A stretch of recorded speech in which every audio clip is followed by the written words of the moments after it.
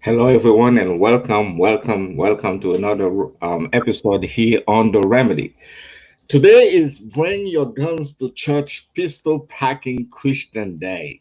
As funny as this may sound to some of you, this subject is no laughing matter. Be that as it may, when it comes to this topic, where do you stand?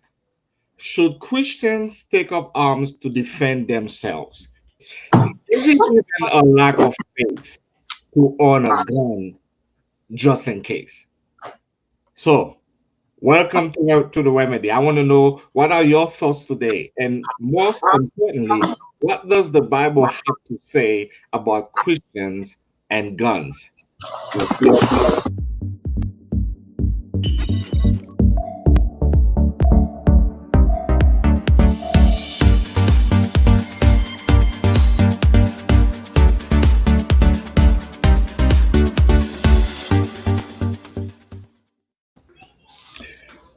Well, guys, are you ready? Ready? Welcome. So, I think I'm ready. as we begin this subject, I was thinking about this all last night, and I just want to know, for those of you who are Christians and you have a gun or you own a gun, can I ask you why? Can I begin with this question? Why? Why do you feel the need to even own um, a gun? I can start. Absolutely. It's kind of the same reason why I have locks on my doors. Okay. It's just it's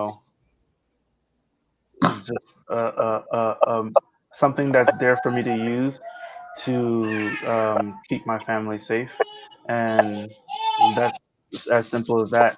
It's just for me to keep my family safe, and also when I get into sports shooting, like going in competitions and stuff like that, that'll be an awesome tool to have because you can't do that without a gun. So you go to competition and things like that with your gun. I haven't started to, but I will. I will be when I get better. How many guns do you own right now? I mean, if you want to say it, I don't know if you're Right now, I own one. Well, there's more than one in my house, but I own one myself. We were gonna go purchase some more tomorrow, but the gun show got canceled, unfortunately. uh-oh. Okay. I'm glad the topic is today. Perhaps I might be able to change your mind by the end of today's show. John Wick, Or welcome you to might make the get more. women. Oh, talk to me, my friend. Um, do you own a gun? I do. Okay. And as a Christian, I want to know why do you feel the desire to go and purchase one? I mean, they all legally, right, guys? All guns For are sure, all legal. absolutely. Okay. So what was going on with in your mind? Well, that's a great question, Pastor D. You see, once upon a time, while I was meditating, I sat on a rooftop and I thought to myself, John, where do you stand with this, right? And then so, I started going back and forth, just thinking, and then I just happened to open the Bible one day, and or maybe like a couple minutes ago on the screen, and actually I saw a version, and then I looked it up in a different version, and the Bible summarizes it so well. Does it? Yes, you guys ready? Well, I mean, we just want to know your why. Oh, You can go ahead a little bit later to give us more explanation, but just that intimate that first why. Why did you decide on that particular day you're gonna go and purchase a gun? um, I think at the end of the day, it can all be summarized in under the umbrella of safety. Safety. Okay. Yeah. So I guess both you and Jimmy are on the same side right now. It's all about safety. For the Well, same, for the same reason that we have locks in our doors, Jimmy feels like we need to have guns as well. Well, Jimmy's of a different breed, but you know, I would say Okay. All we right. agree on some points. Okay. So both of you are 100% for Christians carrying guns or having guns or in the homes. All right. Yes. Pat, where do you stand on this? Well, going back to Jimmy and John in terms of safety and the same way, I think Jimmy mentioned the same way you lock your door. I can say that specifically now we have some awesome security system that you can see anything from your phone. You can hear anything wherever you are. So if you're talking about for security, then someone might say, why not maybe start with a security system, the top of the line, and you can take them anywhere. So that's that. In terms of for me, where I stand, I'm very torn when it comes to gun. I think before, unfortunately, one of my brothers passed away from gun violence. And before that happened, I think I had a totally different stand on the way I see gun and how people should utilize gun. I think at that time it was like, oh, you know what, it's okay, defend yourself, no problem.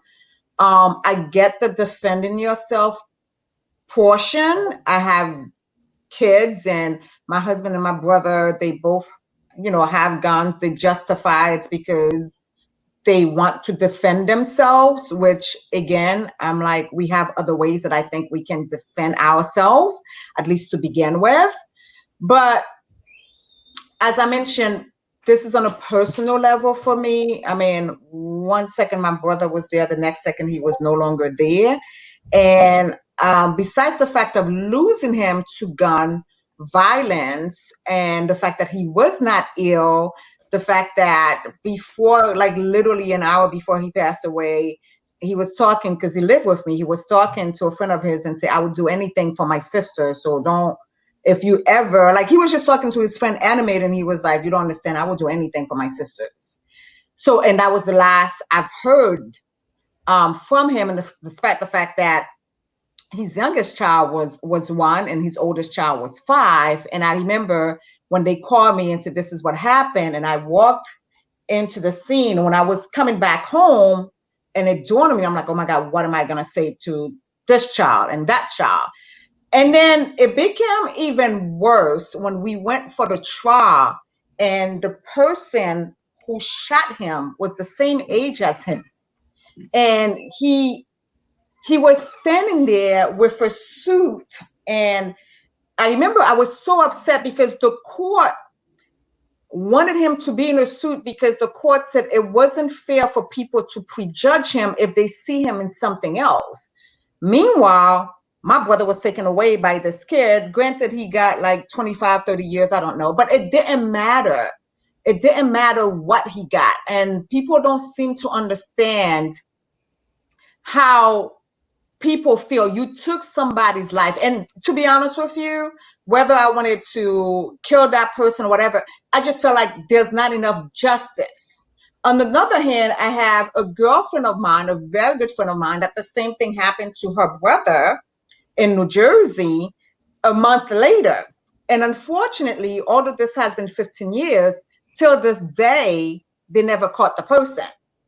So I said to myself, I felt the family felt somewhat of some relief that this person went to jail or whatever. If he's still in jail, I don't know. Versus my girlfriend, that the brother passed away for nothing and he didn't have any kids or anything, and they never even recovered the person. So I understand that we, the whole thing of we have to protect ourselves and things like that. But I think that I'm torn because I don't think there's enough that's been done to keep guns away. Because at the end of the day, protecting or not, I still think that there are other ways that people can try to protect themselves, not realizing that when that person, whoever passed away, that's definite. You don't ever get to go back. You don't ever, despite the amount of years that they could give someone, it just doesn't seem fair that somebody got a chance to take away somebody else's life just because. So I am very torn. But in the same token, if someone comes to my house and they're able to break through my security system, and I know my husband have guns in the house and my brother have legal guns in the house, would I not trying to protect my kids? Yeah, I was trying to protect my kids. So I am really torn with that because of personal reasons. Yeah, we call it cognitive dissonance, but I appreciate you taking the risk of being genuine and sharing your own personal story with us. Welcome, Eddie. Um, What's up? What's up, what's up, everybody? man? What's What's going up? on, man? So again, those of you on guns, I wanna post something so that you know you're not alone. And this is a survey that was done, and a survey that was done dealing with the question that we are trying to answer today, whether or not you have the right to defend yourself, even if it requires to use violence. 60% of adults say yes, and 57 of practicing Christians says yes. So we see, like when you look at the survey itself, the numbers, whether you're Christian or not, are very close to each other. So it's kind of interesting for me to see something like that, because I'm still trying to understand how does one carry the Bible in one hand, speaking about faith and love, and then carry the gun in the other hands. That's where I'm trying to understand. If you guys can help me, how do you put this together, Jimmy? It's actually very simple, minded.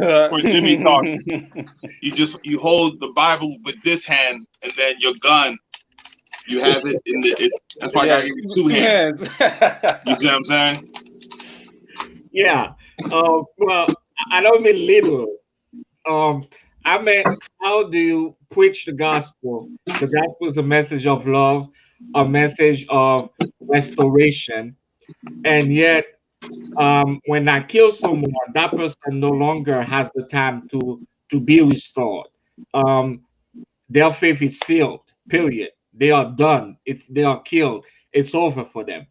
How do you balance this out? But my Pastor D, Yes. I actually I went through several articles and was reading a lot before this, and the Bible itself is kind of torn with this. On one hand, you have what the Bible mentioned, you need to leave it to God, but on another hand, specifically in the Old Testament, there were many places where the Bible mentioned that one should Exodus 22-2-3 says, if the thief is found breaking in and he's struck so that he dies, therefore should be no guilt for his bloodshed. So if you come to my property and I kill you, I should have no guilt. Yeah, I hear that. We're gonna jump into those Bible texts a little bit later, but I just want to hear from the other guys. I mean, you don't believe in owning a gun, so that question is really for the other three gentlemen who are on the panel this morning.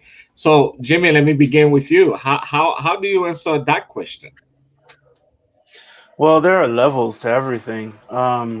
Just because I feel threatened doesn't mean that I have to respond with deadly force. Um, if it gets to the level where I feel like I have to respond with deadly force, then that's what it is. And it's better for that person who decided to bring me to that level to perish than for me to perish, because that person, he or she had already made that decision that they were going to try to take my life. And assuming that, that's the situation, then I could safely assume that they were not on the path of redemption to begin with. Now, if, let's just say hypothetical, we get to deadly force, I personally would prefer to myself to survive because I believe I'm on the path of salvation. Then I could continue bringing people to path of salvation. This person that was not on the path of salvation is trying to take another life. Is probably going to continue taking other lives, and you know, I don't know how the stories will end up, but I'm not the one that wants to die. Mhm. So, so I mean, because I could look at it at both ends, but I would prefer to be the one that survives, and that person that wanted to do me harm, the one and because at the end of the day, my body is my temple, and I have to preserve my temple. Um, his or her actions were not in the direction of preserving their temple, because they engage in actions that could have dangerous repercussions for them. So that's where I stand on that. Yeah. John, how do you respond to the question? Say the question one more time. Well, we're trying to understand now, really balancing. You carry the Bible in one hand and you're preaching to people about love, about reconciliation, restoration, and also carry the gun on the other hand. And you say it's for your safety, knowing there are plenty of verses in the Bible where God Himself said that He will be your protector. Mhm. Um, I'm kind of actually. Let me say this. The way that I think about it, you touched on my lighting keeps going like in and out. Talk about restoration and that realm of stuff. Um, let's say, God forbid, something does happen to me, and now there's a whole, you know, a whole ordeal of restoration that needs to happen to all of the people I've left behind, right? So they're going to be broken, they're going to be torn, they're going to be going through emotions and all of that stuff. On one side, it's if I can use the brain that God gave me to train myself to to to keep my family, friends, my community from being broken. um I'm gonna do my best to do that, to use my brain, my training, um all the hours of practicing that I've done in the range, et cetera, et cetera, et cetera, to make sure that my community, my house is is that they're taken care of, essentially. Okay. um yeah, I'll save the rest for later. Okay. All right. Brother Ed, dying to hear what you have to say. Okay. Well, first of all, I want to say that whether I was Christian or not, I don't promote violence. I think a lot of times, as soon as people bring up the notion of firearms, period, violence is automatically, Hmm. kind of goes along with that. And there's a lot of different directions we can go, especially dealing with the Second Amendment, um, and how they're trying to, out of all the things that are happening in the world and things that need to be changed in that archaic literature, the Second Amendment is one that they want to take, that is up in arms right now, in dealing with the whole topic of bearing arms. Now, with that being said, I think one of the disadvantages that being a Christian, for some strange reason, is coincide with is that if you are a Christian and you love God, then you are meek.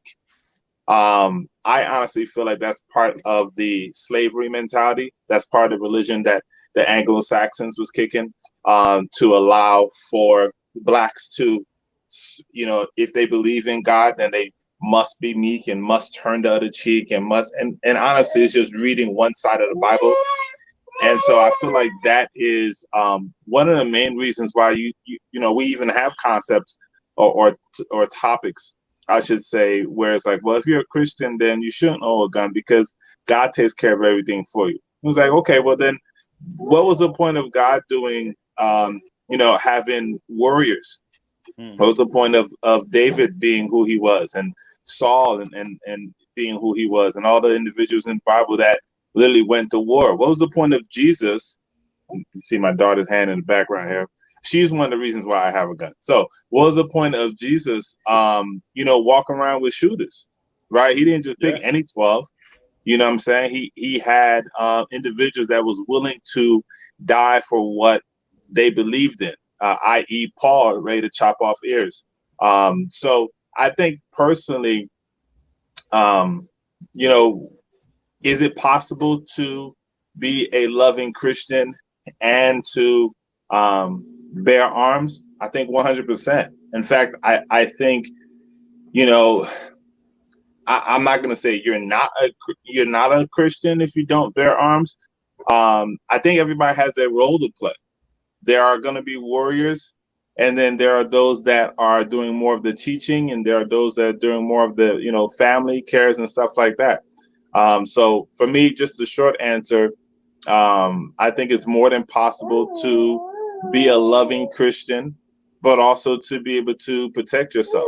It's weird. It's like, oh, well, if you're a Christian, you can't have guns and be a Christian. Okay. But if you're a Christian, can I get into a fight? Yeah, well, yeah, you can get into a fight. You got to protect yourself. It's like, well, I don't understand. Well, do you want me to protect myself with my fist against the person who has a gun or a knife, or like, how does it work? Like, where do we draw the line? You got to pray.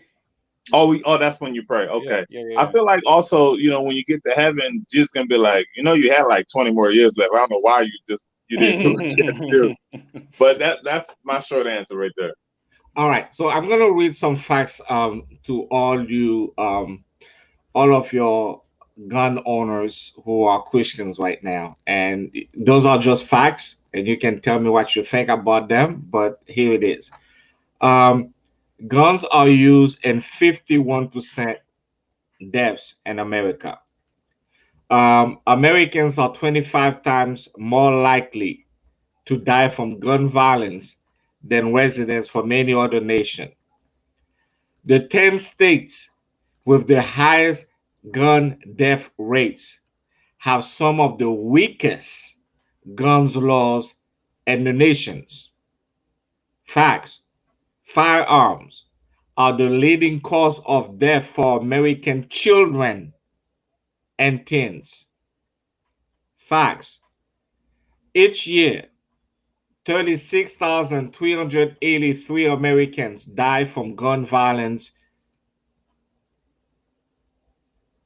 What do you say when you read these kind of things? Don't just go and say, well, guns don't kill people. People kill people.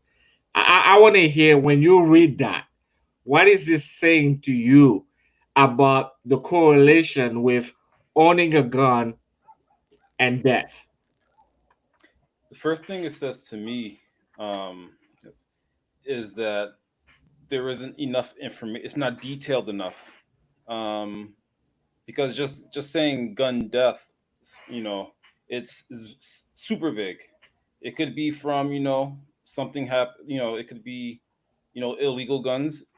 What's categorized under the gun death? Like, are they also including like self-defense things? Are they also including or are they just talking about just people who are dying by gun? A statement like 51% of suicide deaths in America, 51% of suicide. We know what that means. I mean, taking a gun and taking your life, basically.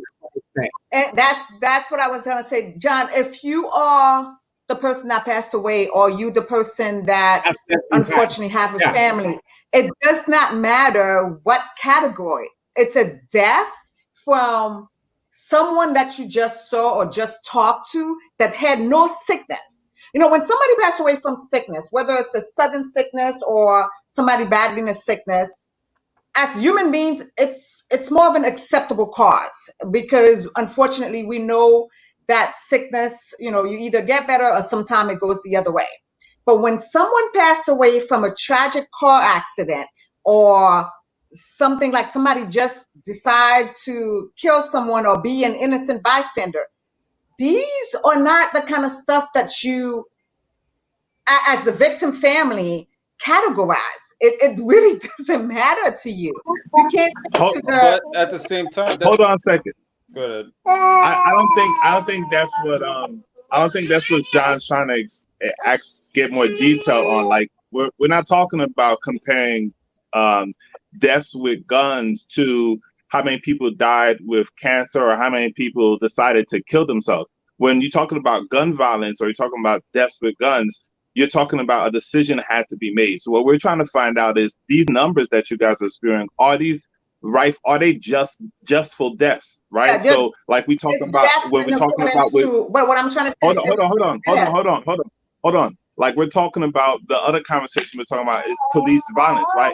If a cop has to use his gun, whether the person is black or white that they have to use it on, we're trying to figure out, okay, was it just for the police officer in order to use his weapon at that moment? Did he feel threatened? Was he in or she in her right in order to use the weapon? So if you're gonna give me gun facts, yeah, those facts are true. We're not denying they're not true, but how many of those were actual cases where, because you're talking to people who are not saying, hey, I own a gun and I can use it anytime I choose. We're talking about people who are owning guns for self-defense.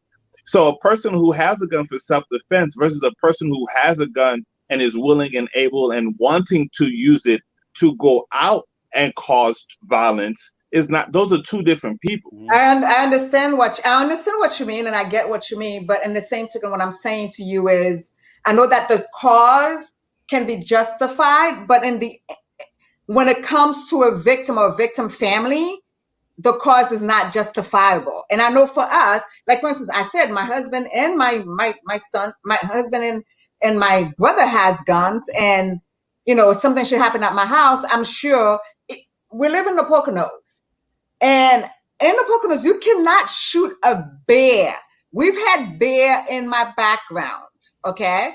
We cannot shoot a bear without going to court. If you killed that bear, you will go to court. Now, put it to you this way. I'm walking around and I'm packing and I see this bear. Do you think I'm going to care about the fact that I'm going to court? No, it's this bear against me. I'll deal with that later. But that just to show you to the extreme that they go when it comes to gun violence. Even with the animal, because they're saying animal have rights too. And yes, you live in an area that do have it. However, it doesn't say you can just pull out your gun just because you saw the bear and you can kill the bear. I've had neighbors that had to go to court for that. So it's a very, very sensitive issue, even if you are the owner of that gun. At what time is it truly justifiable, and by whom? Who justified that it's okay? One of the things that we have to take into consideration is that the gun is the object. If it wasn't a gun, it would be something else. I remember not too long ago, somewhere there's banned guns in another country, there was a mass stabbing. So like the person that's going to do the bad is going to do the bad. It's a tool that's going to be used to people do things with anything that they do can use to cause harm. Now,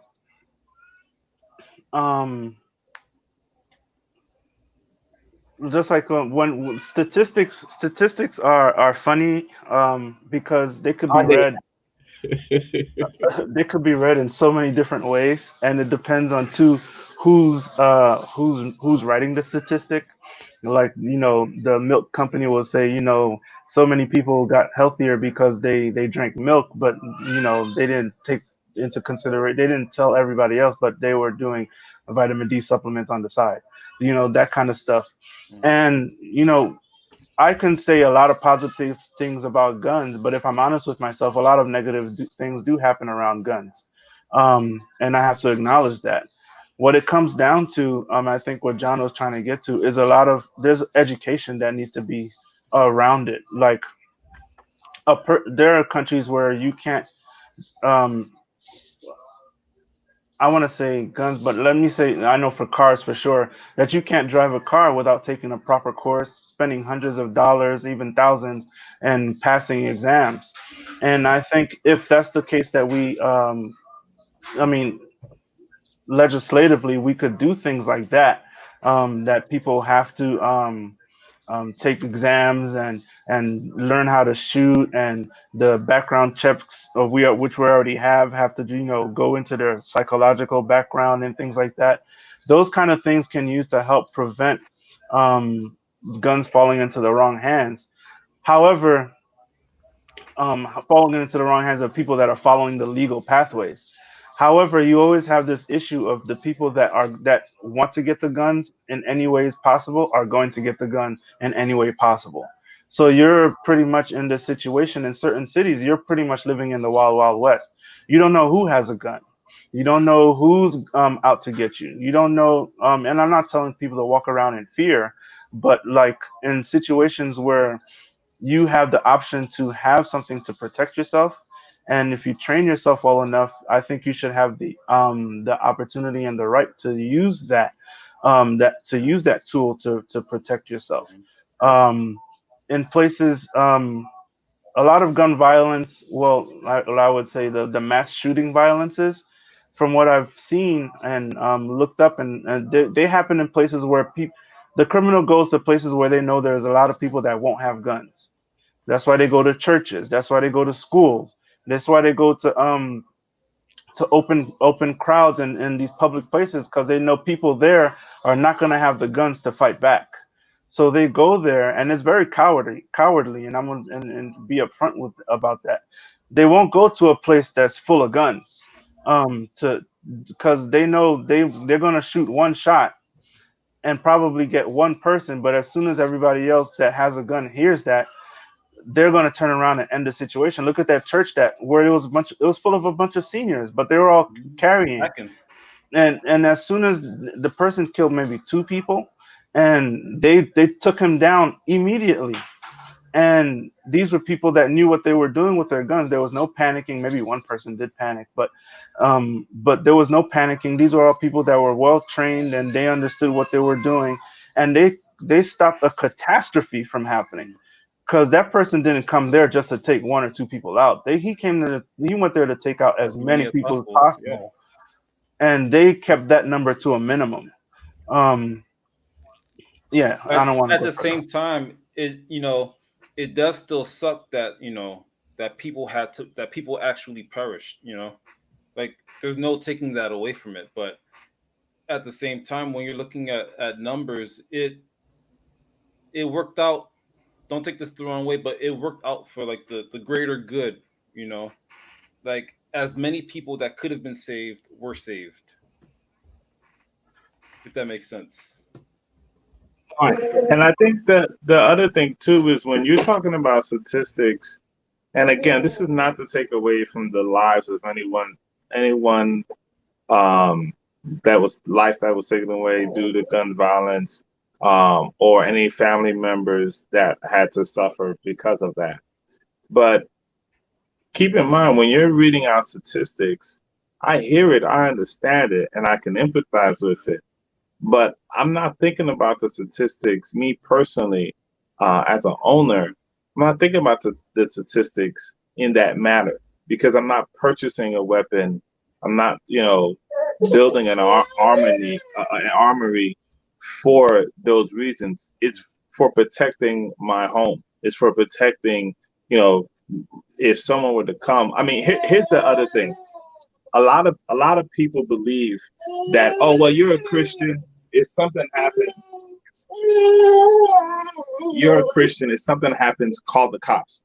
Here's the big disillusion with calling the cops. The cops are there to respond to violence. They're not there to protect you from violence. And depending on the location that you're in, you can't rely on the cops to even respond to your violence. There's actually situations where if you call the cops, depending on where you are, they won't show up.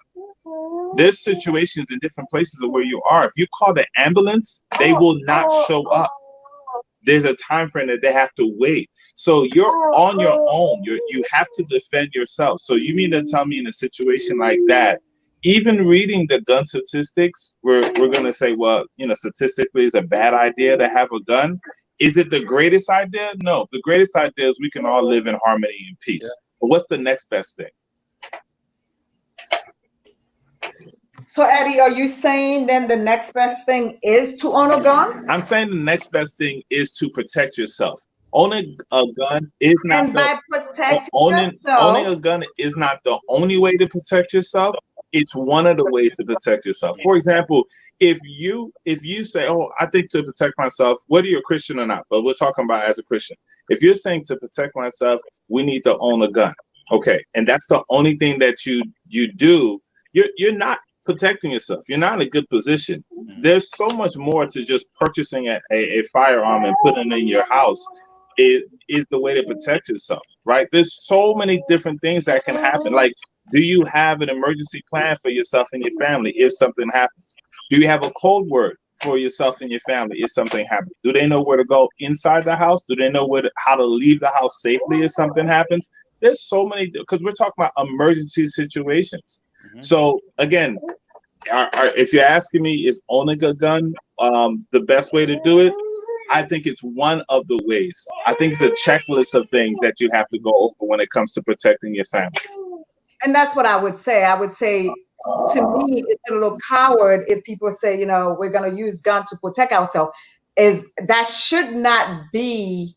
There are so many ways. There are panic buttons that you can press. Again, like Eddie said, depends on, you know, how much you want to believe the system around you in terms of ambulance and stuff. But there are I have panic button at my house in my room. If something should happen, I can press this button and they will come. There are panic button now in your emergency system.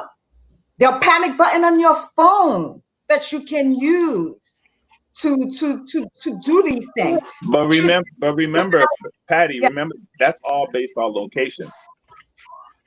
Everything that you're saying right now is based on even the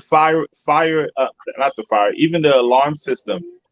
That is based on location. So you're trying to tell me your location, your alarm system does not have a panic key? It's very hard for me to believe that. Oh, listen. There's plenty of locations out here that do not have a panic key, and remember, there's also a difference between having a panic key and them actually showing up. Remember, they're there to be able to, they're not there to protect you. They're there for the aftermath. So the question is, if I press the panic button, where do I go? Is there enough rooms in this house for me to hide? And if these people come in with guns in order to harm in any way, shape, or form, or take in any way, shape, or form, then how do I respond? You know, do I send them with a prayer on their way out? And like I said, I have kids, and when it comes to my kids, and I know this has been recorded, there's probably anything that I won't do to save my kids. So with that aspect, I understand it. However, I still feel like, what about the people that don't own guns and are still okay? Do we not owe ourselves to maybe train ourselves? Because I think it's also a cap out to just say, okay, we gotta, like, I have to be honest, when we live in New Jersey, where it was illegal, it wasn't in my husband's forefront. When we got to PA, where it was, you could get a rifle from any store, that was one of the first things he got. Of course, he said, you know, the girls were getting older or whatever. So accessibility also promote that, to be honest with you. So, and I have to also say, and the manhood of it as well. Let's not talk about the manhood and when it comes to guns as well. So let me interject if I may. First of all, I want to say that what we're about to do right now, we're going to transition into the Bible, because the title of the topic is really referring to Christians carrying guns. So we have to use the Bible as a blueprint to help us to decipher what we ought to do. I'm going to read. I'm going to say this, that there are passages in the Bible that seems to advocate a non-violent approach to one's enemy. Jesus said, "Blessed are the peacemakers," Matthew 5:9, and he said, "You have heard it was said, an eye for an eye, a tooth for a tooth. But I tell you, do not resist the devil. An evil person. And if anyone slaps you on the right cheek, turn to them the other cheek also." Matthew 5:38-39. This is a non-violent passage. How does one relate when you read these type of passages to the fact that now if someone slapped me on the right side and I happen to have a gun, I can retaliate. Or it's not a good place to retaliate. That's Again, I think we're taking it. I'm gonna just say the small piece, and I'm gonna let somebody else talk. I think we're taking it way too like dumbed down. And again, I think because Christians naturally don't believe that they are supposed to be violent. They feel like if you're a Christian, you're supposed to be as soft as a pillow. Here's the weird thing that I have when we talk about those verses. It says, if someone slap you, turn the other cheek.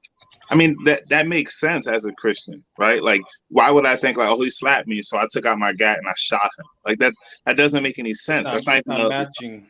Right, that's not matching. You use a gun to protect yourself from deadly force. So if the person is getting ready to slap me with a knife in my eye, then that's a different concept, right? But if a person is looking to attack me, and I'm not even saying if he slaps me, I'm like, oh, here, slap this side. No, I'm still going to protect myself, but I'm not going to bring in deadly force. A gun is deadly force. The same way you can use a knife and it could be considered deadly force. But the Bible isn't talking about that. I think the Bible is talking about petty people who'd be like, oh, he didn't let me cross him this morning, so I'm gonna cross him back. And that that back for back type thing. We have hold on one second. We have a beautiful example to exactly what we are talking about. Jesus Christ got arrested, or they came to arrest him. When you go to Luke chapter 22, and you talk about I talk about someone slap you on the right side, you turn the other cheek. It was a simple, ridiculous example, I know, but Peter did exactly that. Jesus came, they came to arrest Jesus. Peter pulled out his little knife and took out somebody's ear. I don't think it was a little knife, Well, whatever he pulled out, he pulled out his sword. But Jesus literally said to him to put away his sword. I know you guys are gonna say he didn't say to throw it away and never use it again. He said to put it away. He didn't say never use it. I know, but what I'm trying to say is, here's an example of someone carrying a weapon. Okay. And here's the opportunity. Usually we don't think about those things. We live in a society where violence is almost, I would say, we are so accustomed to it. It has been, we see it in the news, we see it in the movies. It has become such an integral part of who we are. There are certain things we do, we don't even consider that as an act of violence, even though it is. What Peter did was considered an act of violence. Yet Jesus rebuked him. Jesus told him to put his sword back in its place, because he said, for all who draw by the sword will then die by the sword. So how do ones relate to that phrase when it comes to using a gun? For the same reason Peter used the gun. And I have to say with Pastor D, I guess you totally mentioned and I guess supported what I was going to say to Eddie. I don't agree that in the instance an eye for an eye, they only mean this thing. This is, again, it's such interpretation. We can say as Christian, you know what? I understand the Bible such and such, but I choose to do such and such for my family. That's okay. But to say, I don't believe that the Bible meant this or that, we're using the Bible for our own interpretation when we want to. And we do that as Christians, and we're trying to justify it. I personally don't think that if Jesus was here today, that he would be okay with us using, bare arms. I don't think so. However, if you choose to do that for your family, you should be okay to live with that and bear whatever consequences we'll have whenever, God comes. But you also have to protect your family. And this is how the way you choose to protect your family, that's okay. But from a Bible stand, I don't think that Jesus or God will support bearing arms. Because to me, as much as we want to downplay it, the instinct you have, as soon as you have a bare arm, there's a possibility that it could go left, and we all know it. Life, there's a possibility that you could go left or right, and we all know it. So like, Agreed. but Also, if you don't have a gun, it's definitely going left. Here go.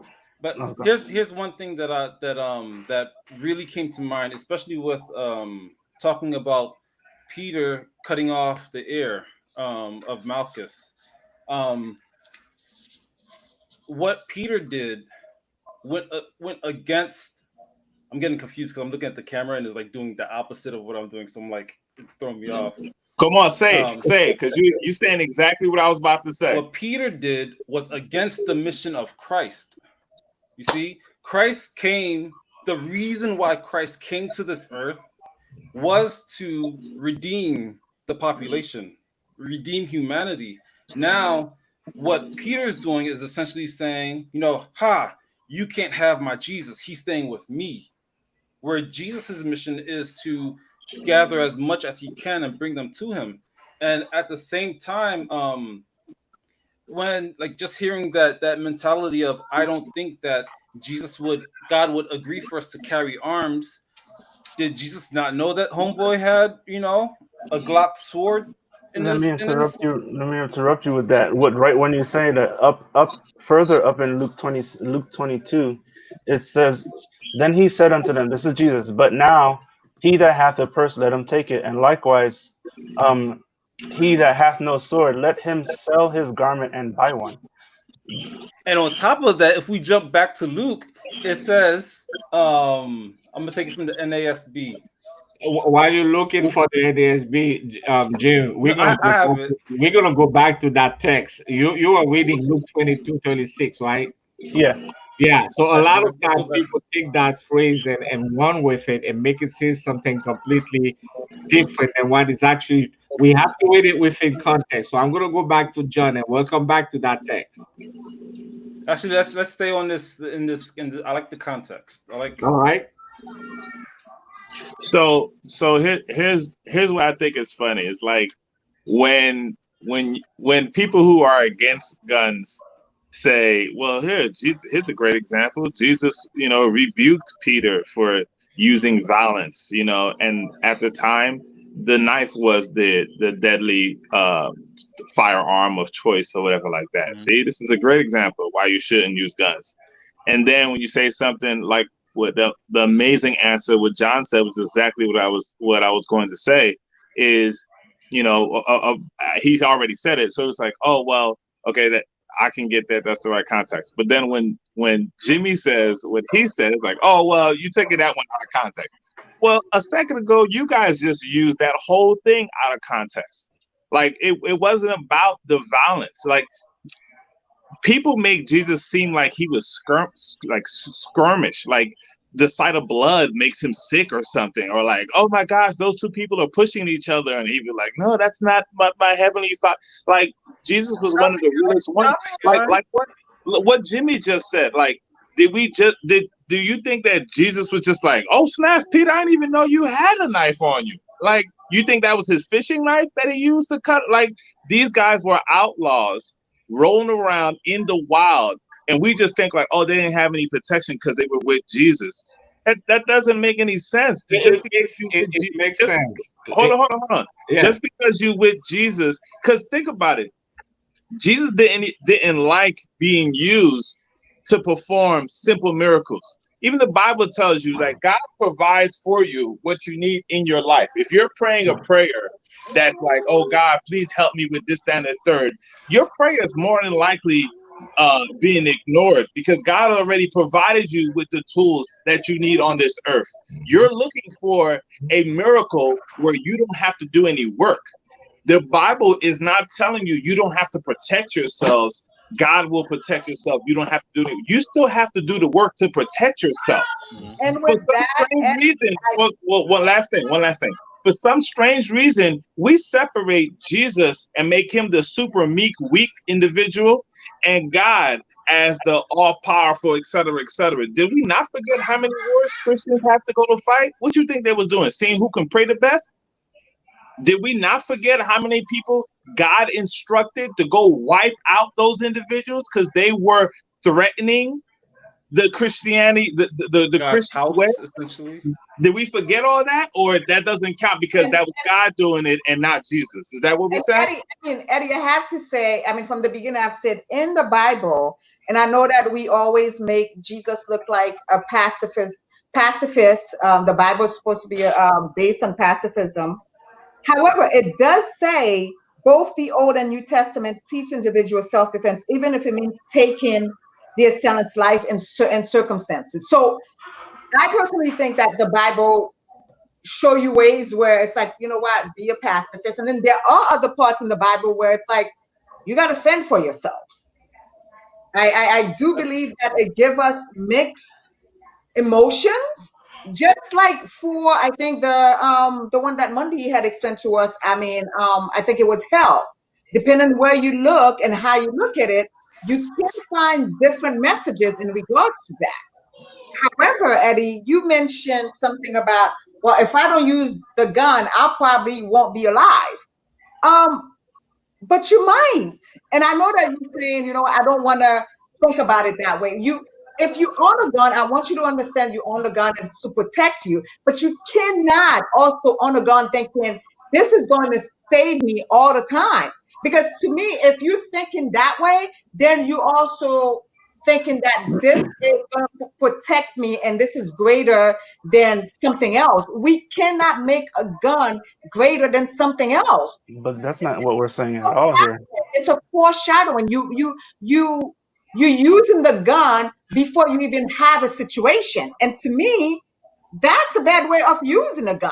Because that's not what we're saying. Also, if we were to use your point, that's like saying I'm not going to learn how to fight until a bully comes and push me and say at 3 o'clock we'll meet you after school. Do I go take classes then? No. That's not what we're talking about. I'm all for training for gun. I think people should continue to train. I think they should ask for certification, continued certification. I'm all for that. But how you gonna train for a gun if you don't own a gun? I don't understand. No, if you own a gun, I'm all for that. But I'm saying also is what people don't understand is that just the thought of the gun sometimes bring in the whole emotion that come with it of using the gun and potentially. And that's where the where it says, where Jesus says, if you live by the sword, you'll die by the sword. Because at that moment, Peter was living by the sword. He was impulsive. He was impulsive. That situation didn't call for him to do that. Whether it was because of the mission, or for me, I agree with what John said. That wasn't what Christ's mission was about. That's not where the mission was leading. And also, their lives were not in danger. Mm-hmm. They were coming to arrest Jesus. They weren't coming to kill Jesus. They were coming to arrest Jesus. And they didn't come and hold anybody at knife point, to my recollection. So Peter didn't have a reason to pull out his knife. So Peter, essentially, Jim, if I could stop you right there. Essentially, like if we take it modern times, in my background, there's a bike right there. If I had my bike on the lawn and someone came up and tried to take it and run, then I pull out and go boom, boom. That's impulsive. That's kind of reacting with the Peter mentality of like, no, you're not going to take this. This is mine. This is going to stay with me. So boom, boom. But it's now taking that same situation where the person takes my bike and now I'm going to face legal charges. I'm going to jail. Because my reaction did not justify what they were doing. And even when somebody breaks into your house, when they're breaking into your house, I can legally shoot you. But if they see me with a gun and they say, okay, I'm leaving, I can't shoot them anymore. Mm-hmm. Yeah, and if they legally enter your house during the day, you can't shoot them either. Well, I saw that in the Bible. I don't know about the only at night. Well, if they enter your house during the day, you can shoot them. You have to close all the blinds first, so it looks dark in the house. Mm-hmm. Then you can shoot anyone. You can shoot anybody you want to shoot at that point. Go back to something that Jimmy, you brought in a little bit earlier. You cited Luke's Luke 22:36. And a lot of time people say, well, there it is. Jesus told people that it's okay to have a sword or to have a gun. He told them that right there. The Bible say, and I'm going to read it. Jesus said to the disciples, but now the one who has a purse must take it, and likewise a bag, and the one who has no sword must sell his cloak and buy one. This is from the New Revised Standard Version.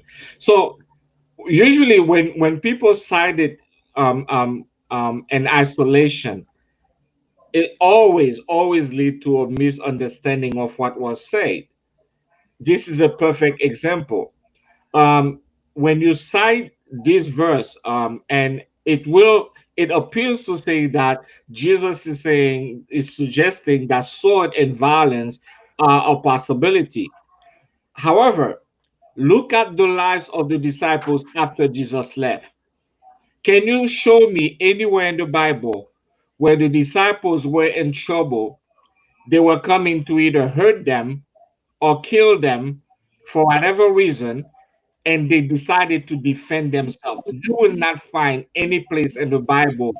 But why? But why would they? Why would they? I'm sorry? Why would they? Why would the disciples, after Jesus doing what he did, why would the disciples feel the need to defend themselves in a violent manner when the disciples already knew that their time was marked and they would die? But if they understood the text, then Jesus then is confusing his own disciples, because if he's telling them to get swords, what's the reason why do you carry swords? For self-defense. For self-defense. They never use swords. In fact, let me just say this. When Jesus made that quotation, this had nothing to do with self-defense. He was actually quoting a passage from Isaiah to show exactly what must take place. Usually, when you come to arrest people, right, in Bible time, when you come to arrest people, they're supposed to be what? They were supposed to be criminals. Criminals. Jesus was trying to say 2 swords is enough, because quite frankly, if they come to get us, 2 swords will not be enough to do the damage that we can do to them. Just to say to them that they're going to treat me like a criminal, even though we are not. So it is really taking that text out of, saying something that the text was not meant to say. Having said that, here's the question that I really want to ask. In 2020, do you really think that Jesus cares whether or not we have guns? No. In my opinion, the answer is no. Let me tell you why. God looks at what? Your heart. At the end of the day, it's really not about whether or not you have a gun or don't have a gun. Mm-hmm. It's really about your heart. So if I'm buying a gun, and grant me here, I may be wrong in the way I'm processing this, right? If I'm buying a gun as a Christian, and I say to myself, I'm buying this so that I can protect my family. This is my mindset. I'm buying it so I can protect my family.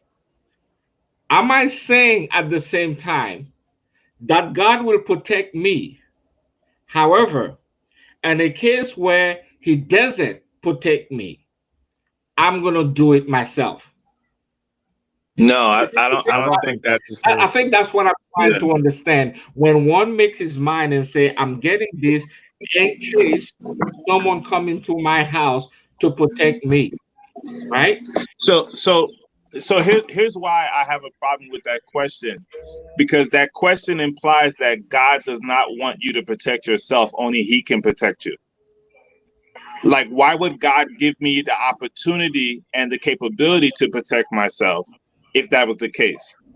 We have plenty of examples where people in the Bible were being attacked upon and God showed up and said, look, I am with you. So why can't the question be, God says, hey, all my Christians bear arms. If they come to harm you in self-defense, I am with you. Let it fly.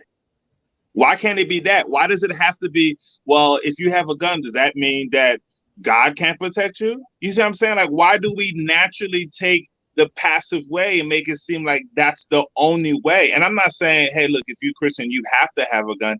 Look, plain and simple, I think owning a gun, in my opinion, has nothing to do with whether you're Christian or not. I think you have to look at it from a different standpoint, because I believe being Christian is part of who you are. It's like, for example, my name is Eddie.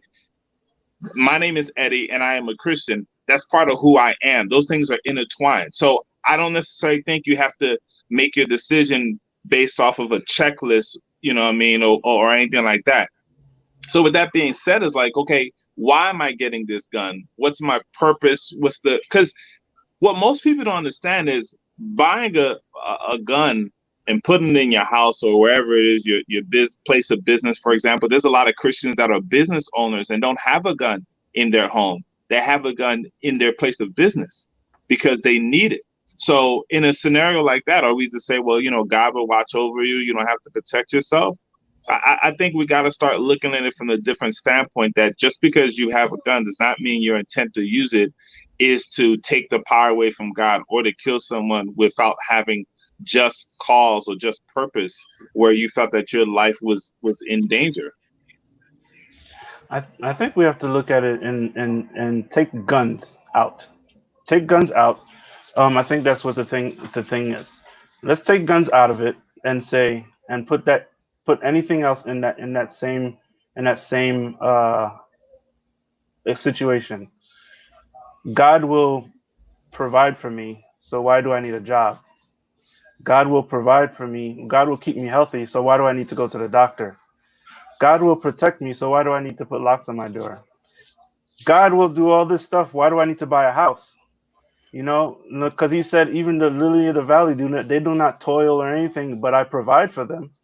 But so why do we put ourselves through all of this and to get a house, to get food, to provide for our families?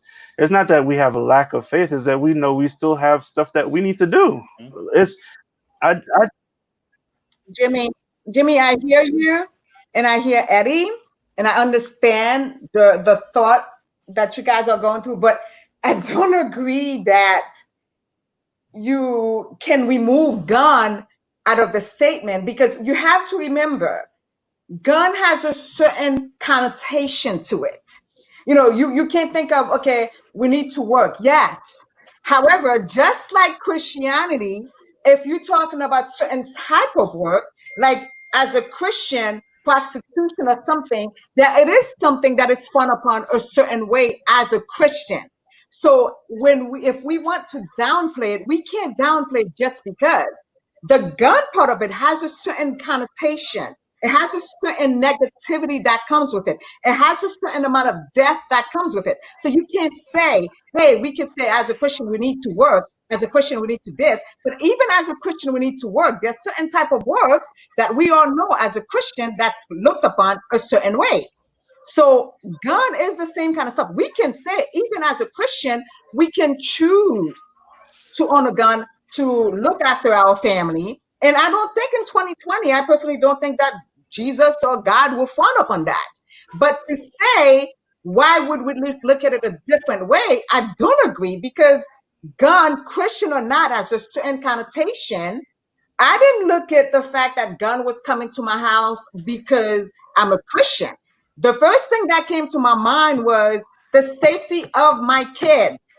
Because we do know, unfortunately, as much as it protects, you do have, at that time, my kids were about 10, 11, 12. That was the safety of my kids. Once they got older, it became, are you willing to go to jail for it? Because if you have a gun, you have to know one day you might be in a position that you might have to use the gun. Are you willing to go to jail? And then if you answer all of that, and if you're okay with it, that's fine. I'm still not okay with guns being at my house, but my husband and my son and my brother have guns, but I'm not okay with it. That's my stand. But earlier, you also said that if it comes down to it, with like your children, that's where you're going. You're going to get that, and you're going to pop off. Yes, if I have no other choice. However, would I, Patricia, go purchase a gun? No. Do I condemn people that do it? No. I mean, my husband and my brother have guns in this house. I know where they are, but it's not something that I feel like I need to have. That's my personal stand.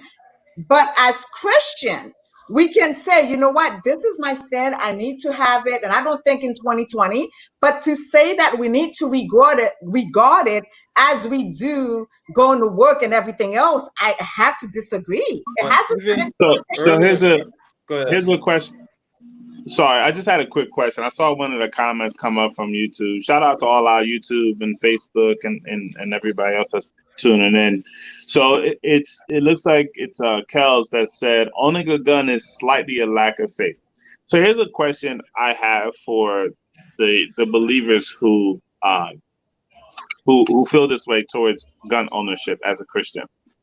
If you're saying owning a gun is slightly a lack of faith, if we're all in the house or all at the church and a situation happens and lives are being threatened, let's say an assailant walks in with firearms and they're looking to kill, not to rob or anything like that, they're looking to kill.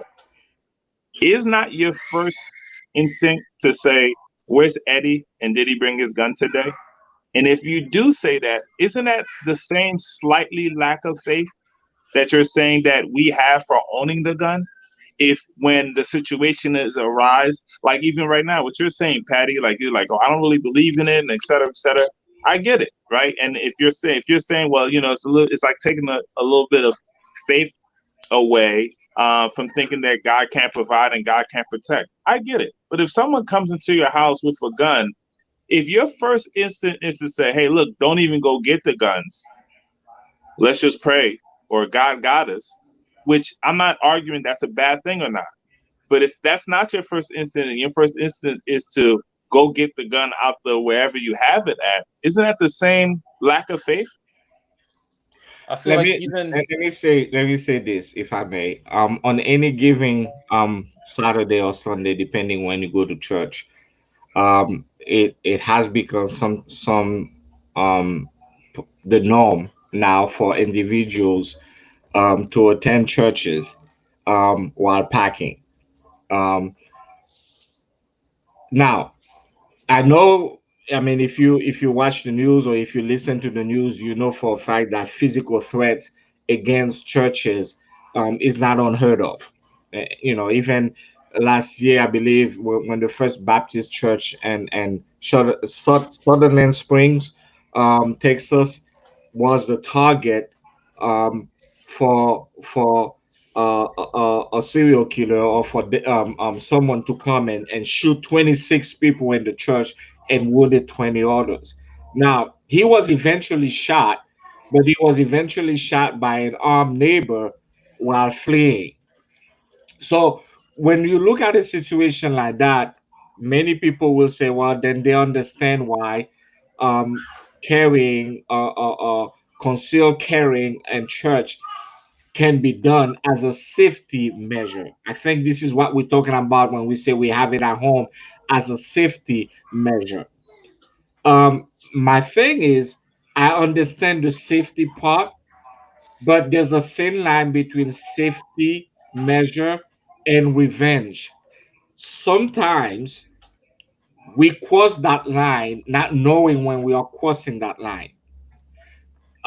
So it is one thing for one to seek personal revenge, but that doesn't mean that when we just let evil people run rampant into our community or into our churches, that's an okay thing. I'm not saying it's okay. What I'm trying to say is I'm trying to understand me as a pastor right now, having a gun and my next to me, next to the Bible as a safety measure. I'm not there yet. And what I was hoping is that you guys will help me to convince me a little bit why that's even more that's important for me to have it. Or maybe I'm trying to convince you why I feel if I carry the Bible and I choose that God has a plan for all of us, that his plan will always precede my plan. So Just because I have a gun next to me will not prevent me from being shot by someone else. So if I do get shot by someone, even with a gun in my hand, was that God's will?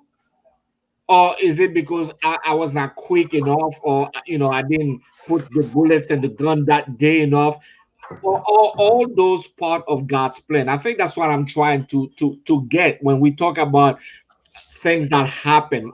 By the way, when I say God's plan, I'm not saying God is making it happen. I'm saying that God allowed this to happen for whatever that reason is. We may not understand it yet, but He allows it to happen. Your thoughts on that? Monty, real quick, I just want to give a correction. It wasn't the neighbor who shot him. It was let me see, Jack Wilson, a volunteer member of the church's security team. He said he fired a single headshot to take down the gunman during the service, which was attended by 240 people while being live streamed on social media. No, So no. it was, in fact, What I read, the man was fleeing. Okay, he was actually running away from the church when he got shot. I think that might be a different case.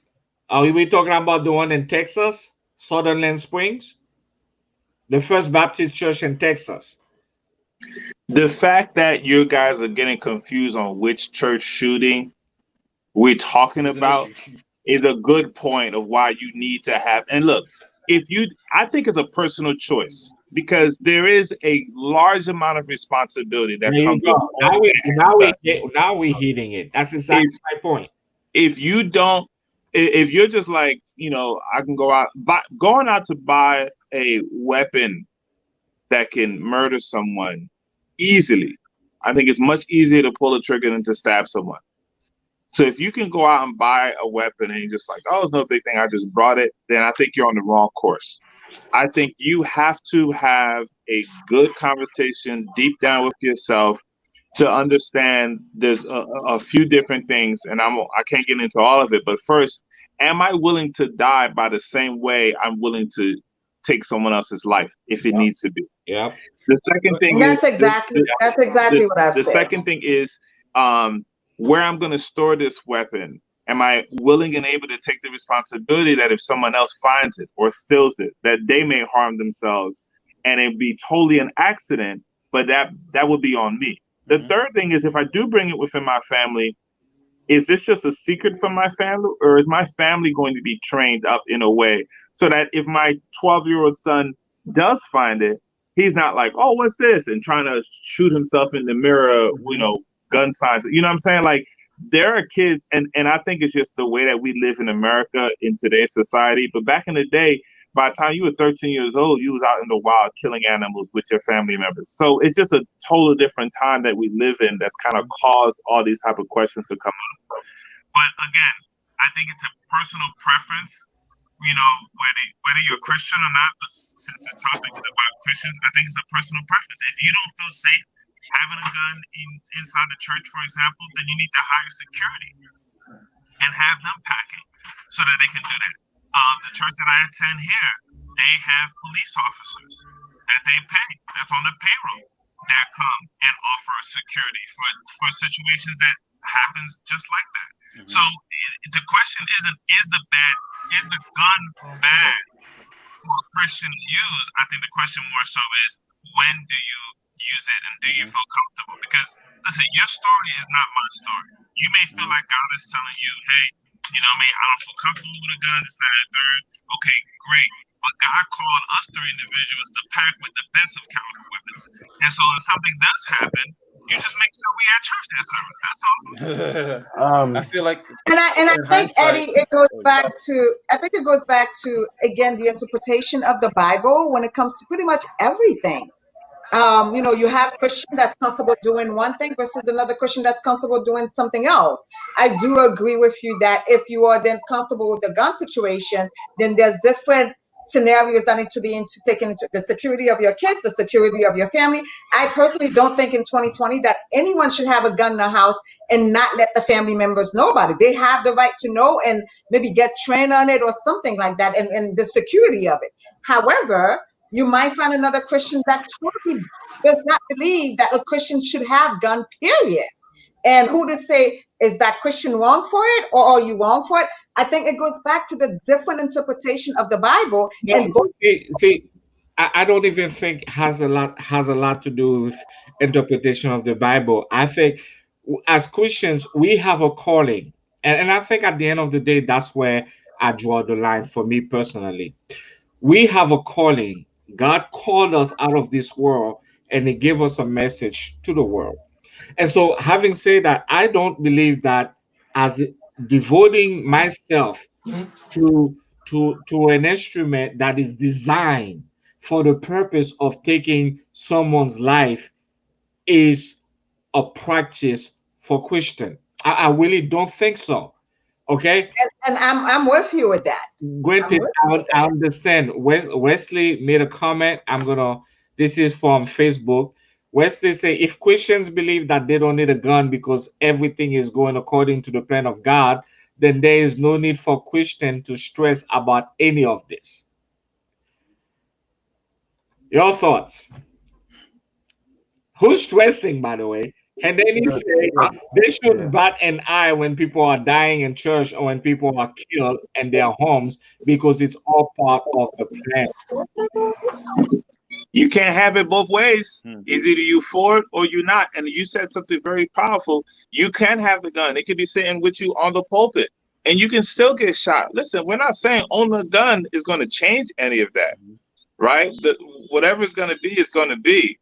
But what we are saying is, you just got to take the responsibility. But we can't come from the standpoint of like, oh, if you own a Christian and if you're a Christian and you own a gun, then you're wrong for that.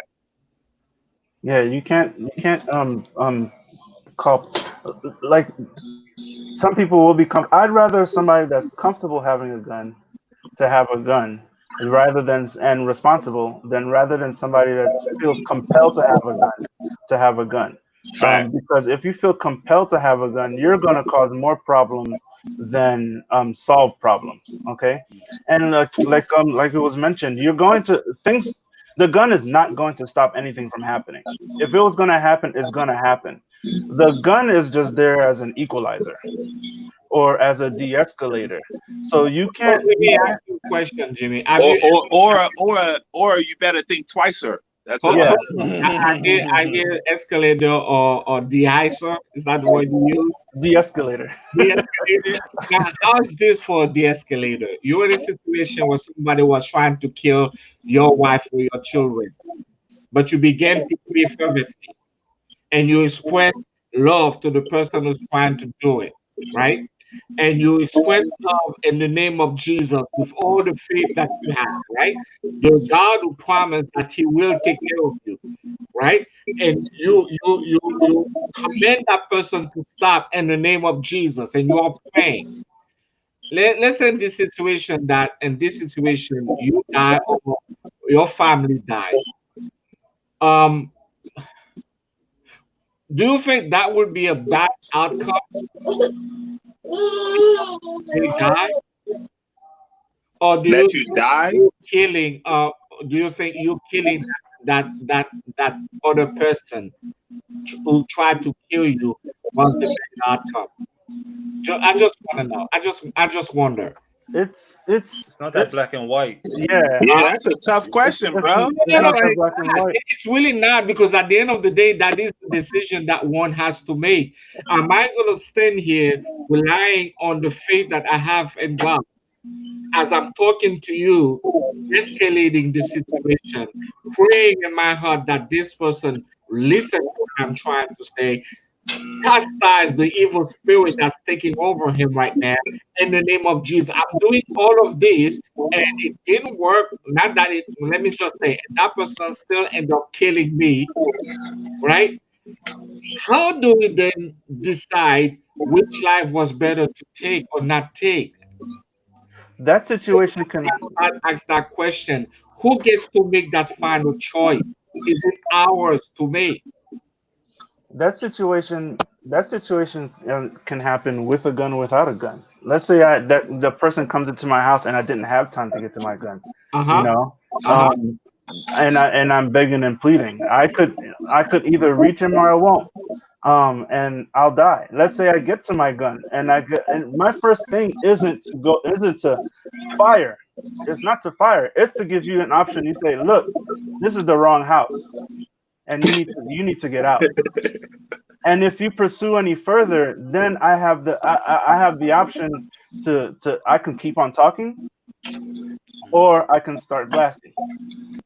Wait, but real quick, why is it that Jimmy can't also be the same one that does the talking, does the de-escalation, and still pull out the gun in the midst of praying for this person and this, that, and third? And like, why?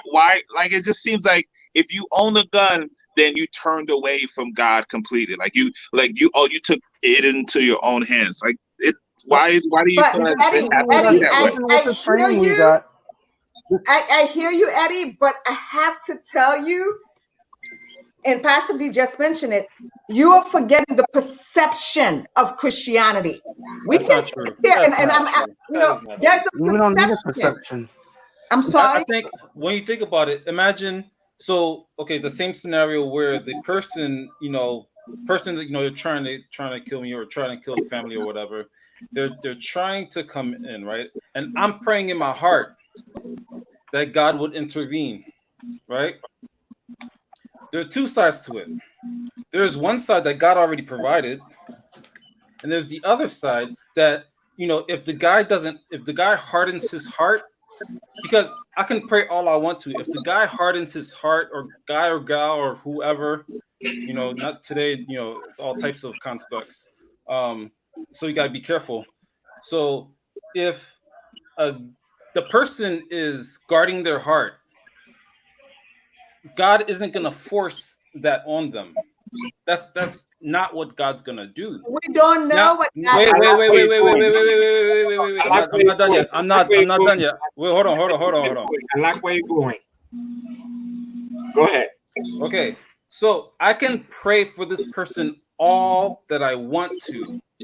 If the person hardens his heart to the voice of God, that person isn't gonna change. Now on the other side, unless they have their own. I'm not gonna say they're not gonna change, but they may come to on their own. Okay, but on the other side, now through all of that praying, if now you try to you start to push me aside and start to go towards the things that the things that I care about, my house. At that point, I'm lighting you up because God already provided me with the stuff that I need to take care of my house. Hold on. God also provides you with another text, right? The Bible says in Ephesians 6:12, it says, we don't fight against flesh and blood. You're talking about someone whose heart was hardened, right? How do you fight evil? I think that's one of the things that I'm always having a conversation with you guys. How does one fight evil? At the end of the day, violence does not equate violence, even though in my own eyes, it's I'm just doing protection. I'm protecting my family. Having said that, I'm still using an act of violence to do so. Yeah. Now read a text like that, and the situation that right? We are told that we are fighting, we are in a war. That's because this show is about Christian owning guns. Mm-hmm. We are in a war. And so if the war that I have is not against the individual standing before me, how do I fight it? Is it with a gun, or do I have to allow, because we talk about, if in the back of my mind, if I'm thinking, at any given time, I'm going to lower this guy because I have my gun. Am I really practicing my faith and putting my faith in practice when I'm dealing with that situation, when I have a plan B? Do you understand what I'm trying to? I see what you're saying. Yeah. So a gun is a tool, right? All right. There are times that tool will work. There are times that tool will not work. I couldn't have my gun clean and I can put it on site and try to fire it, and boom, malfunction, and now the gun is useless. But what I do think that God does is He gives us a brain that we can problem solve. Just like I'm not gonna hold a plate of food and go to the kitchen and go, Lord, please be a table for me, and then release the plate. At the same, God gave us brains that okay, we can. There's a tree right there. We can chop it down. We can we can construct a table, put it up, and now every single time that I need to eat, I can come up to this table, and now I have somewhere that I can place my plate every single time, unless the table breaks. Then I have to get another one.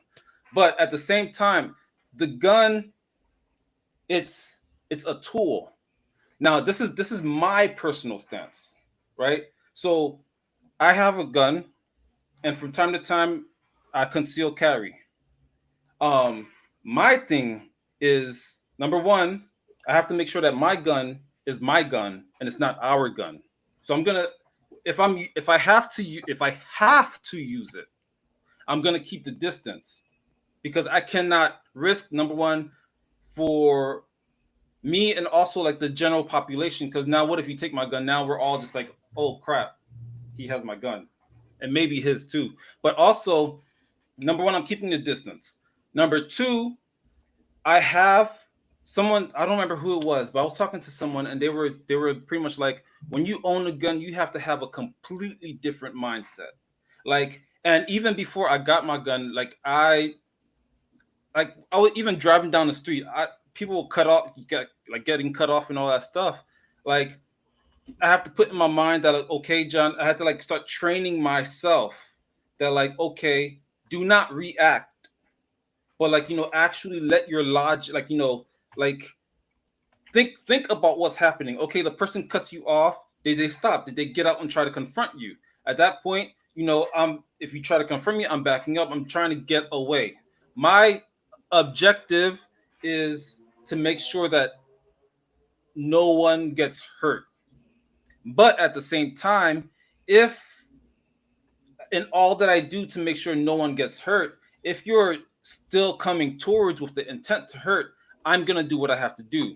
It may not be with the gun. I may not have time to reach it, but at the same time, in my time, I'm going to be at the range. I'm going to be practicing. One thing I'm going to be doing, I'm going to be, taking like grappling, self-defense, something that I may not have time to do this, but I may have time to if you get right in my face, I may have time to do some type of some type of move. And so there are so many things that I think that we distort when we just say gun, because when we say gun and then we think, okay, this person's about to come up here and and just chitty bang bang and light everybody up and then go home or do whatever. But that's not the case for the person who's owning the gun legally. There are so many, you have to think of all types of outcomes. The fact that every single bullet that is in my gun, every single bullet that is fired through my gun has my name on it. And at the same time, my thing, the first thing I'm going to try to do is whoa, what's going on here? I'm going to try to,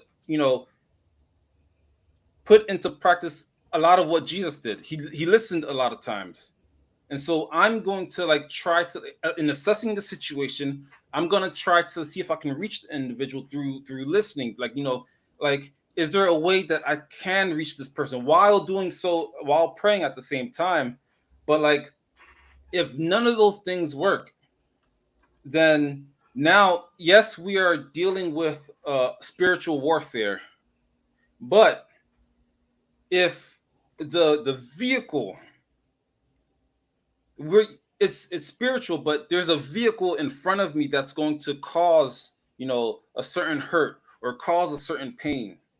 If I can do my best, just like if someone was in a car trying to run somebody over, if I can do my best to disable that vehicle, I'm gonna do what I can. Okay. All right. Final words, gentlemen. Eddie, we're gonna start with you. Final words.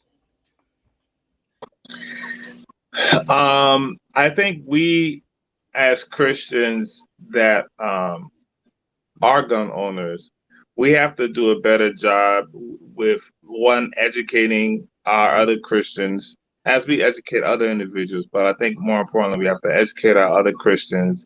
And also we have to help them understand that when you sign up to be a Christian, you didn't sign up to become a martyr. And I don't think that's what Jesus said, or that's how the job or the role of Christianity is supposed to be. I think it's our job to spread love and share love of Jesus Christ and to help our brothers and sisters. But I don't know. I just feel like when we talked about that question, Minded, when you said like whose job is it to take the person's life, whether it's mine or theirs, it's a very important question. But I asked this question in return. What if that person's life I took was one of the individuals that wasn't going to make it into God's plan anyway? If they were on their way to hell anyway, right? Then aren't I doing my part of my Christian duty?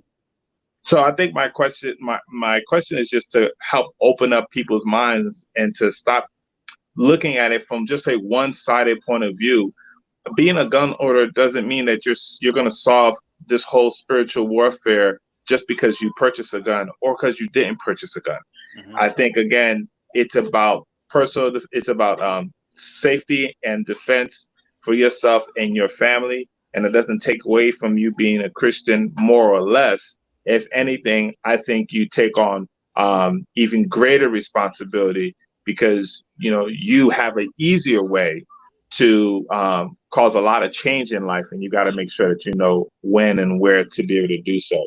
I think a gun carrying Christian should be more closer to God than those who don't carry guns. All right, Jimmy, final thoughts.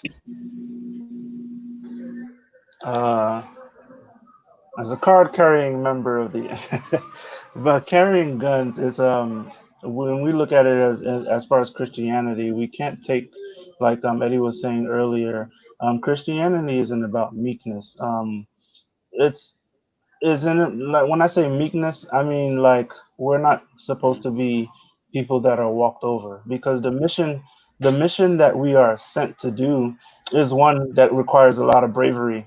It requires a lot of self-sacrifice, and is one that requires us to put a lot of faith in God in all the situations that we're put into. And I don't think that owning a gun diminishes that at all. It just is like self-preservation, and it's not the number one answer. It's just an option that's available, and that comes with, like, again, like Eddie was saying in other previous comments, it comes with education, it comes with self-control, it comes with a relationship with God, it comes with of dedication and training and discipline. So owning a gun isn't just a matter of I bought it, now I have it, now I'm safe. Mm-hmm. I put the Sloman shield outside my door, and everybody knows I have a Sloman shield. And so they're harder. Yeah, they're gonna. That's a challenge to them a lot of times. So it's not about that. It's about just exercising all the options and the rights that you can legally to preserve yourself. And just like anything else in the world, if I can make more money doing this way as opposed to this way, if it's legal, then I'm going to do it, and immoral as well, and moral. So I think that's the way we have to look at gun ownership, as an option, a legal option to help to provide for hunting, to help to protect in our house, to help to de-escalate, to help to prevent things from happening, or whatever. All right. Final words. Your mic is gone. I mean, I don't think I've heard things from Eddie and Jimmy about how gun comes with a relationship with God. I actually think, with all due respect, it's oxymoronic. As Christians, I don't think it comes with a relationship with God. I think as Christians, we choose to do certain things, and it's okay. Because at the end of the day, at least for me, you need to be at peace with yourself. You need to be at peace with your surroundings, and you need to empathize with others. And sometimes, unfortunately, it doesn't go hand in hand with our Christianity. We're trying to do the best that we can. But I think to justify and say guns, give us a relationship with God, I think it's totally. I'm sorry? That's not what they said. If you have it, in fact, your relationship has to be even, like, you have to put work into your relationship even more if you have it. Okay. But I think that we can also disagree that some of us don't see how the two can come together, but it's okay, because I'll tell you, I'm the kind of Christian that I believe in the Bible, but I don't believe in everything that's in the Bible, because as human beings, there are some things that I feel like I need to do for myself and for my family. And I think this is what I'm hearing. But I think also sometimes we justify it to Christianity, which that's the part that I seem to have an issue with. At the end of the day, I think that we need to do what's best for us and for our family. But do I still believe that guns and Christianity, Christianity to support gunmanship? I don't personally believe that. Is it the way that it's going? Potentially. Is that going to make you a worse human being? No, it's not. It's definitely quite educational. I think that it was an awesome show. It's very educational. I just don't think that the two and two go hand in hand as the way that some of you display it. Okay. Well, first of all, can I get a final word? Thank you. You didn't get your final word yet? No, that was part of the part of the conversation. I need a final word. That was part of the conversation. Your final word, John Wick. My final word. I'm gonna read Luke 11, verse 21. This is my final word. When a strong man, and the definition of strong man, when you go into the original language, is talking about a living being, strong either in mind or body. So when a strong man, fully armed, guards his own house, his possessions are undisturbed. All right. Thank you, John. I want to thank the members of my panel for expressing their views today. And in closing, I want to say this.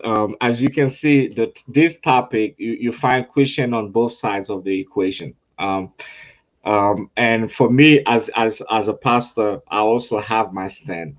Like I said before, I truly believe that devoting oneself to instrument designed for the purpose of taking human life should be a non-Christian practice.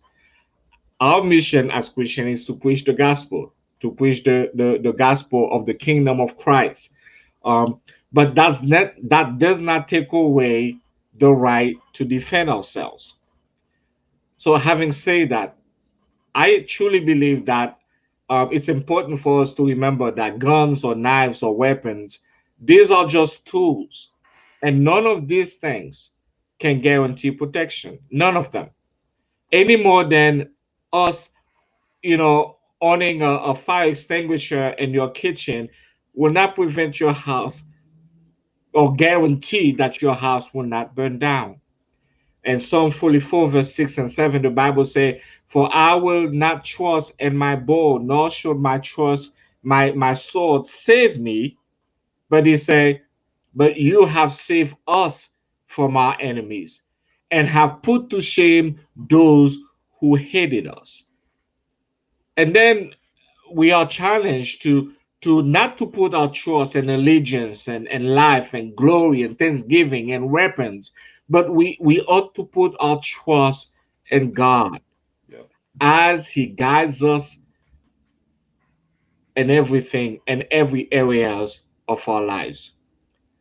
I truly believe my calling for all Christians, it is time for us to stop wishing our enemies would be destroyed, but to start praying for them to be restored.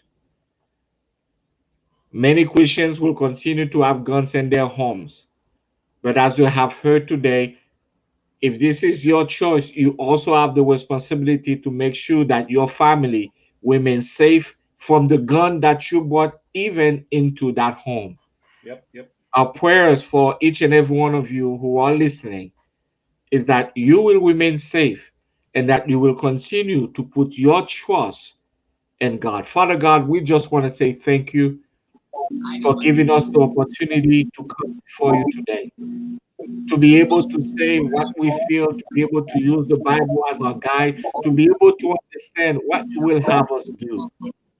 Lord, we just ask that where we have failed you today, that you will come and clean it up for us. We are mere human beings. We are just trying to understand. We are just trying to understand what you will have us do.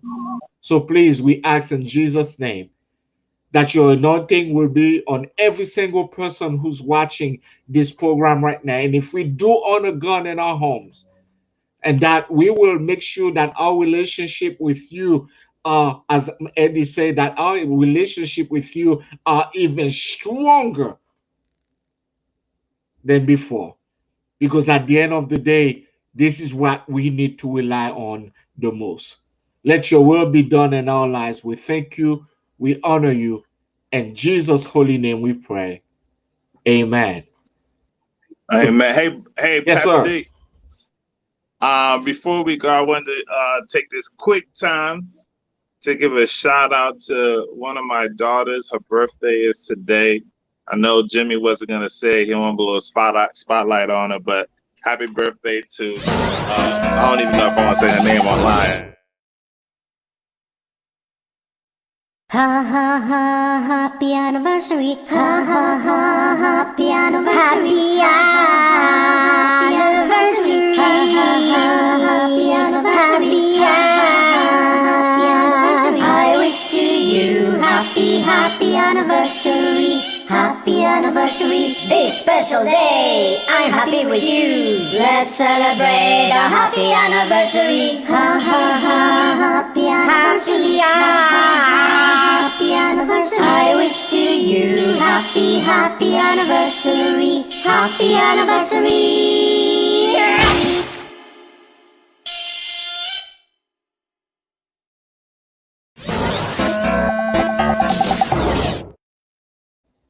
Happy anniversary, beautiful. That was all for you. I was not expecting that. I was like, did the show turn off? What? Where am I? Oh, Happy birthday to my sweetheart. We love you. Happy anniversary, guys. Thank you so much. It was a Happy beautiful birthday. show. Until next time. Peace out.